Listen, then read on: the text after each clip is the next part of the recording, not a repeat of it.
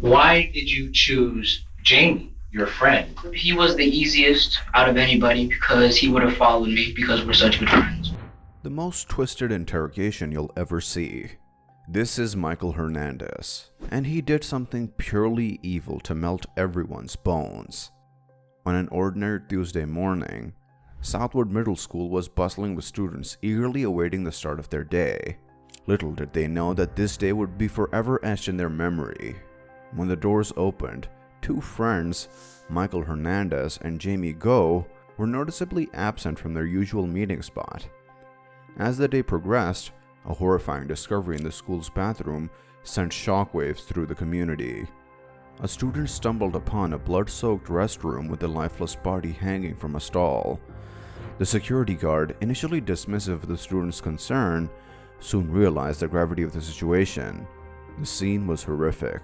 A young boy, Jamie Gough, brutally murdered. The school was immediately put on lockdown, and the hunt for the perpetrator began.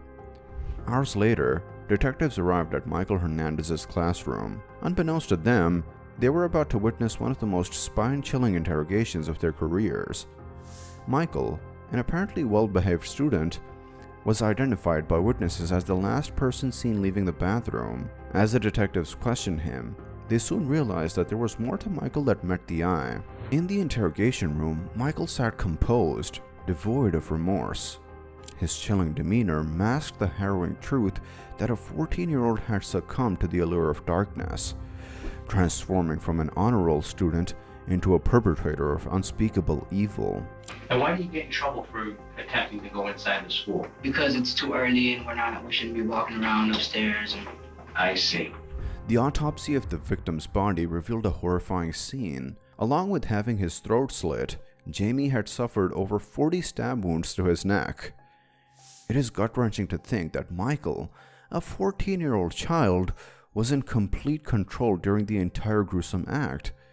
It appears that he savored every single jab, slice, and cut, relishing the power he held over his victim.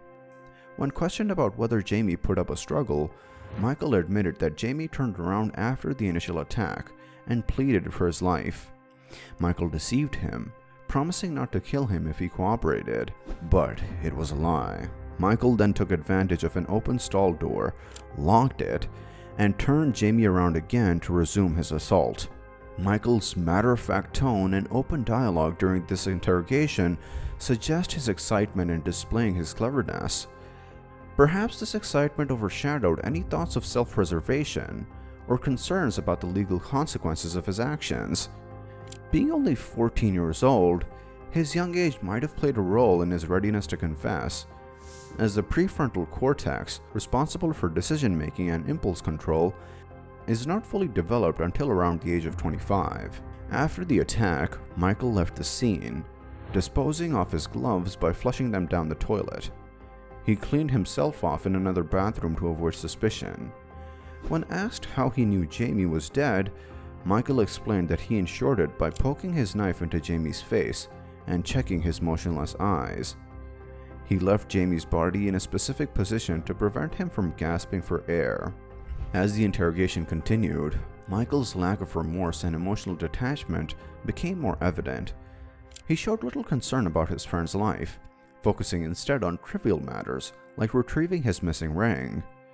During the interrogation, Michael further revealed his intentions to harm his friend Andre in a similar manner.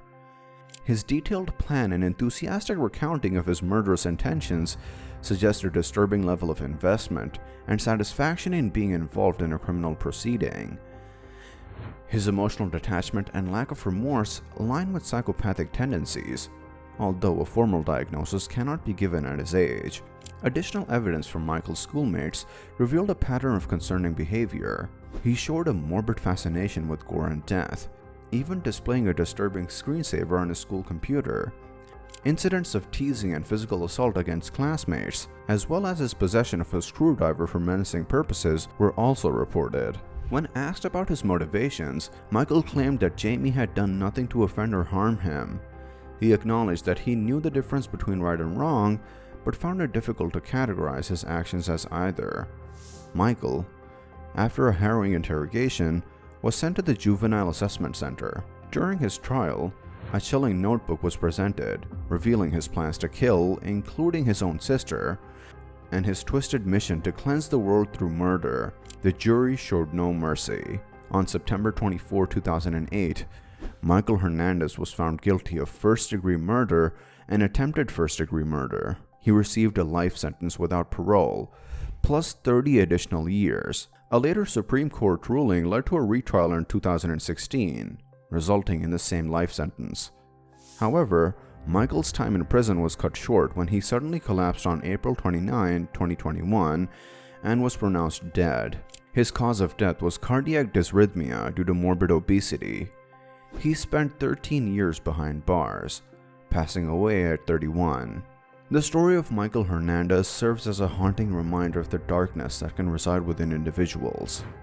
That's it for today. Meet you in another case. Till then, stay safe.